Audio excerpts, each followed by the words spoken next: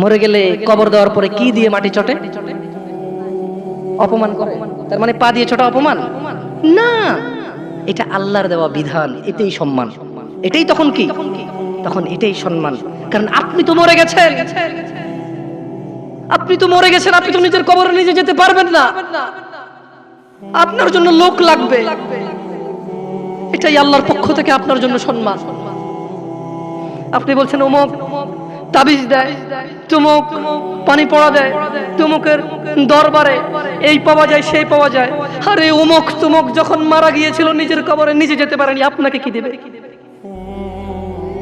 ইন্না লিল্লাহি ওয়া ইন্না ইলাইহি রাজিউন। আল্লাহর সাথে এত বড় অন্যায়, এত বড় গাদ্দারি করবেন না, এত বড় অন্যায় কথা কখনো বলবেন না। কেউ কিছু দিতে পারে না, কে দিতে পারে? বাস আল্লাহ। এই দেশের এমপির কাছে যেতে পিএস লাগে, আল্লাহর কাছে যেতে কোনো কিছু লাগে না, শুধু সৎ আমাল লাগে। কি লাগে? সৎ কর্ম লাগে, কোনো মানুষ লাগে না। আল্লাহ কাউকে ঠেকা দিয়ে রাখেনি, আল্লাহ কারো কাছে ঠিকাদারে দিয়ে রাখেনি যে তুমি মাধ্যম ছাড়া আমার কাছে কেউ আসতে পারবে না। আল্লাহ মানুষের এইখান চাইতে কাছে। আল্লাহ মানুষের কি এই এই এই গলার যে পশমটা, এটার চাইতে আল্লাহ কাছে মানুষের। বুঝে আসছে না আসলে?